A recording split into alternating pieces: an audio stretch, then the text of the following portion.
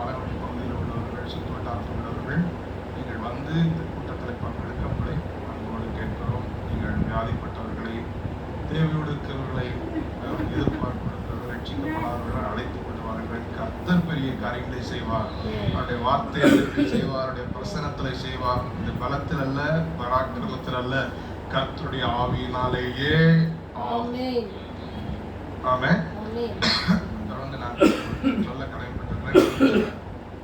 சனிக்கிழமை ஞானஸ்தான ஆராதனை உண்டு. ஞானஸ்தானத்தில் அந்த நீதிக்கு கீழ்ப்படுகிறவர்கள் ஞானஸ்தான ஆராதனையிலே ஒரு பெயர்களை முன்பாக கொடுத்துவிட்டு செல்ல முடியும் அன்போடு கேட்கிறேன். ஞானஸ்தான ஆராதனை 5:30 மணிக்கு மாலையிலே அடுத்த சனிக்கிழமைக்கு வைத்து நடக்கும். ஞானஸ்தானத்தை குறித்து உங்களுக்கு ஷார்ட்டாக பிரீஃபாக திரும்பியும் கற்றுக் கொடுத்து அதுக்கப்புறம் உங்களுடைய அனுமதியோட உங்களுடைய விசுவாசம் பூரணப்பட்ட நிச்சயத்தோடு தான் இந்த ஞானஸ்தானத்தை உங்களுக்கு கொடுப்போம். உங்களுக்கு நிச்சயம் இல்லை என்றால் you can take your time until your heart is convinced. அதே போல அடுத்த ஞாயிற்றுக்கிழமை நமக்கு காலையிலே ஆராதனை உண்டு. அன்று மாலையிலே அடுத்த ஞாயிற்றுக்கிழமை மாலையிலே நமக்கு ஆங்கில ஆராதனைக்கு பதிலாக வாக்குத்தத்த ஆராதனை நடக்கும்.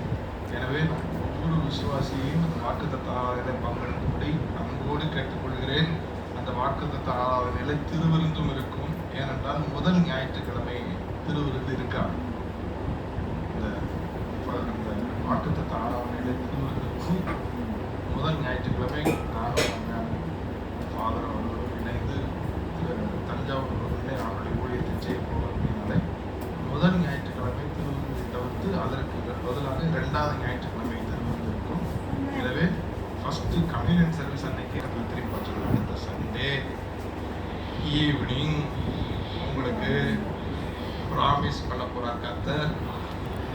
கம்யூனியன் சர்வ் பண்ண போறார் கர்த்தர். உங்கள் சத்துருக்களுக்கு முன்னிலையிலே உங்களுக்கு ஏற்படுத்த இந்த பந்தியை நீங்கள் பயன்படுத்திக் கொள்ளுங்கள். ஆமென். பயன்படுத்திக் கொள்ளுங்கள். இன்னும் ஒரே ஒரு அறிவிப்பு. அடுத்த மாதம் ஜூன் மாதம் 14ஆம் தேதியிலிருந்து அந்த ஞாயிற்றுக்கிழமை வரை முதல் வாரம் நம்முடைய புதிய இடத்தில் வைத்து ஜெபம் ஒவ்வொரு நாள் மாலையிலையும் ஜெபம் நடக்க போகிறது. அந்த 7 நாள் ஜெபத்துக்கு பிற்பாடு அடுத்த 7 நாட்கள் ஒவ்வொரு நாளும் துதி ஆராதனை நடக்க போகிறது. அந்த துதி ஆராதனை நம்ம துதி ஆராதனை நடத்தபடி சிறப்பு